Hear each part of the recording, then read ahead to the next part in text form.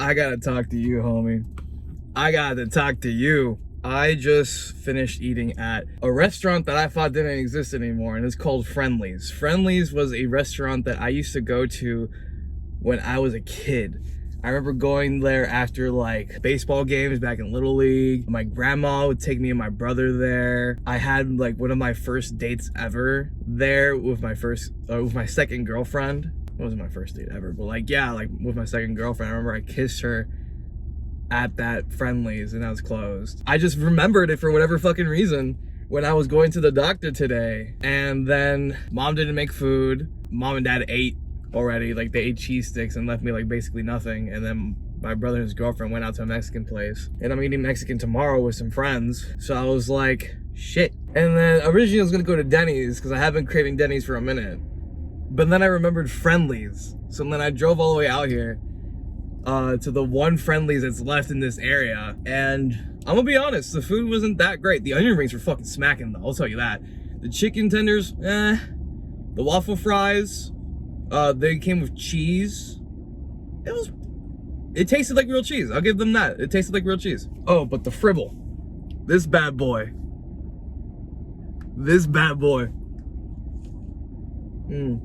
Cookies and cream. The only right flavor to go with. And it was cool. You know? Chatted a little bit with the waitress. She was Venezuelan. Spoke in Spanish to her. She was sweet. She earned her tip. I was asking one guy there. His name is Jason, funny enough. That's my brother's name. And I was just asking him questions like, oh, what are the hours, whatever, like how long has this place been open? He's like, oh, it's been open since last year, April. I was like, really? Like, yeah. He did me the favor of taking a picture for me as just a memory, because you don't know when. The whole time I was sitting there, I was just like, this is not gonna be forever, bro. Like this, I'm getting all this nostalgia, but at the same time, I know it's not gonna last forever. And there was like two older couples there. Actually, there were a couple, I think. There were like two homies who were like old as shit, and one was pushing the other one in a wheelchair. I shouldn't say old as shit, that's mean. And then an actual elderly couple. And I was just looking at both of them as I was eating, and I was just kind of like, yo, that's gonna be me one day. Like one day I'm gonna hopefully, like, knock on whatever, I don't know, I don't have wood here. Like, I'm either gonna end up in a wheelchair when I'm older, when I'm like 70 or something, or I'm just gonna look very old.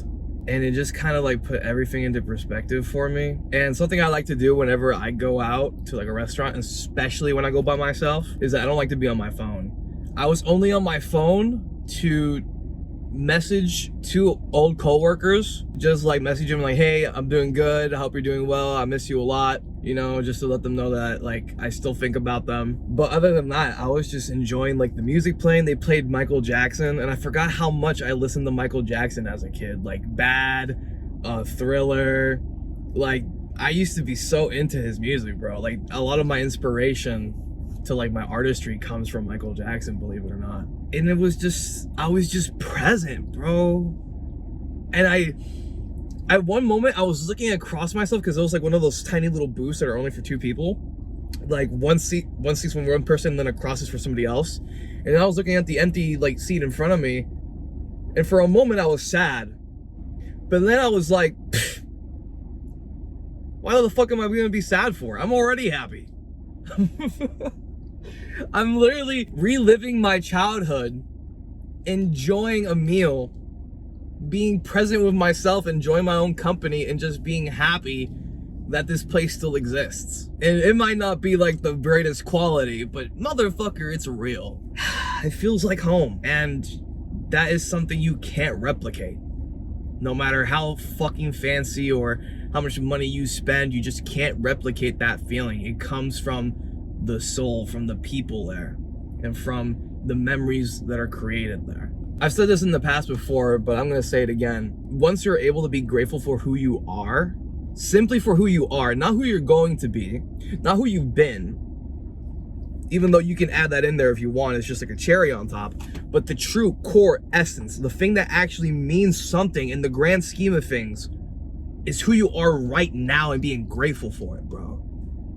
Who else my age, I'm 24, turning 25 in like a few months.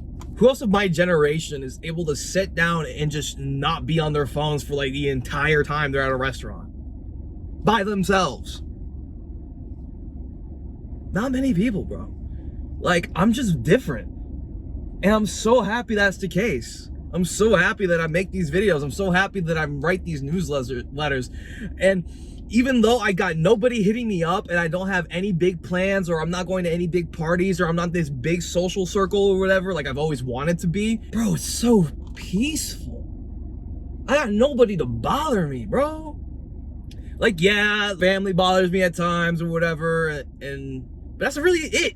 That's really it, bro. I don't got a girlfriend who's like up my ass about some stupid shit, or is like actually not good for me and just fucking wasting my time, energy, and money. I don't got any like fake ass friends dragging me to bullshit. Like, nah, bro, I'm good. And you know what's funny? In my religion, I was told specifically for myself to never be frustrated or get angry or go crazy because you don't have a lot or you don't have a lot of money, because the times when you don't have a lot are going to be some of the happiest times of your life, because you're gonna have a home and people who love you and protect you. I have a home that I fight for every day because I pay the fucking house to keep a roof above our heads, and I have parents that still help and support me whenever I need them to, and I have my religion, my gods, my spirit guides that protect me from the evils of this world and keep me healthy and safe. What else could I ask for?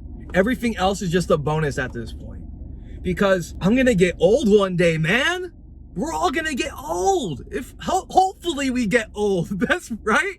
Like, we hope we can actually get to a point where we're old and not just die along the way, and get to see the fruits of all our labor and our grandchildren and our children and all this stuff, and see what we've built and how it's changed lives and all this.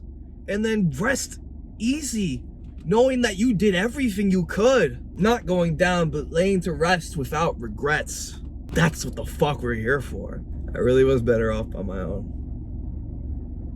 Damn.